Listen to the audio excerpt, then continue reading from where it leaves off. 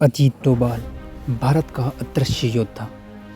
भारत एक ऐसा देश जहां जंग सिर्फ सरहद पर नहीं होती, कभी कभी जंग दुश्मन के घर के अंदर लड़ी जाती है। और इसी जंग का सबसे बड़ा नाम है अजीत कुमार डोभाल। उत्तराखंड के पहाड़ पौड़ी गढ़वाल के छोटे से गांव झीरी बनेल से निकला एक ऐसा बच्चा जो आगे चलकर भारत की सुरक्षा का सबसे मजबूत स्तंभ बना। इनके पिता मेजर जीएन डोभाल भारतीय सेना में मेजर के रैंक पर अपनी सेवा दी। अजीत डोभाल बचपन से ही शांत लेकिन समेटे हुए अपने अंदर तूफान। आज़ादी के समय जन्मे अजीत डोभाल बचपन से ही काफ़ी मेहनती और जुझारू प्रवृत्ति के रहे।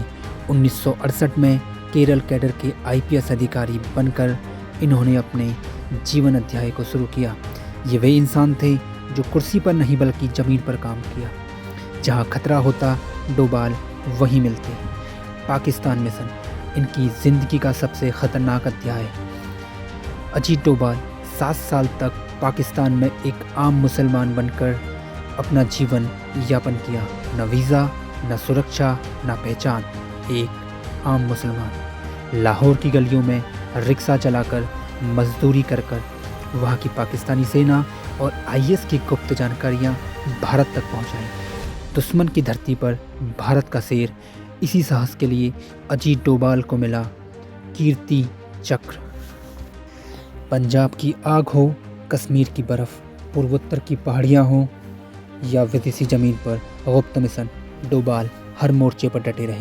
ये सिर्फ अफसर नहीं बल्कि फील्ड ऑपरेटिव थे, ऐसे अधिकारी जो दुश्मन की ज़मीन पर जाकर दुश्मन को समझते फिर उसे परास्त करते।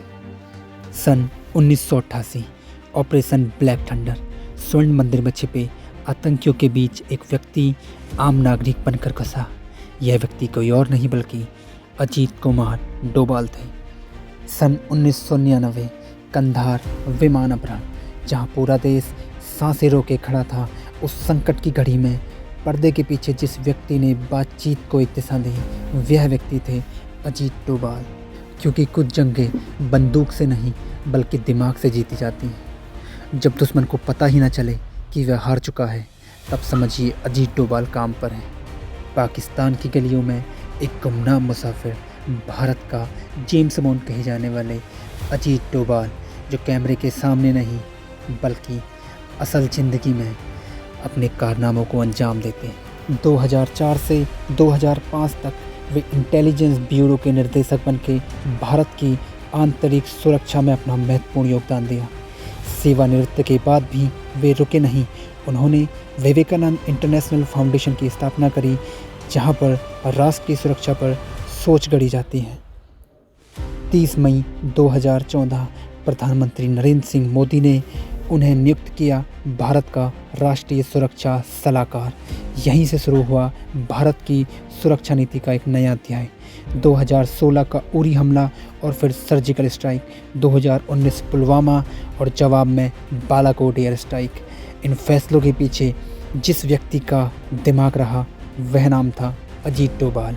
वे भारत के सबसे लंबे समय तक राष्ट्रीय सुरक्षा सलाहकार रहे हैं। कैबिनेट मंत्री का दर्जा, लेकिन जीवन वही सादा, शांत व राष्ट्र के लिए समर्पित। अजीत डोभाल उन लोगों में से हैं जो इतिहास तो बनाते हैं लेकिन इतिहास में ख़ुद को ढूंढते नहीं। क्योंकि सच्चे योद्धा कभी रोशनी नहीं मांगते, वे अंधेरे में ही देश की रक्षा करते हैं। अपने सर्विस कार्यकाल के दौरान इन्हें एनएसजी और ब्लैक कैट का प्रमुख बनाया गया। इन्होंने ही भारत की एंटी टेरर रणनीति की स्थापना करी। अब भारत सिर्फ बचाव नहीं करता, अब भारत हमला करना जानता है। जी हाँ, अजीत डोभाल का संदेश साफ है, घर में घुसकर मारेंगे। अगर दुश्मन तुम्हें नुकसान पहुंचाता है तो उसे उसी की भाषा में जवाब दो। भारत की सुरक्षा नीति इसी सोच पर खड़ी है। अजीत डोभाल कोई टीवी पे दिखने वाला हीरो नहीं बल्कि वे तो कैमरे और बयानों से दूर रहते हैं। लेकिन जब देश सुरक्षित होता है तो समझ लीजिए अजीत डोभाल काम पर हैं। जब देश खतरे में होता है तो अजीत डोभाल नाम नहीं बल्कि जिम्मेदारी लेते हैं। ये कोई फिल्म की कहानी नहीं दोस्तों, क्योंकि असली कहानियाँ और भी ज़्यादा ख़तरनाक हैं।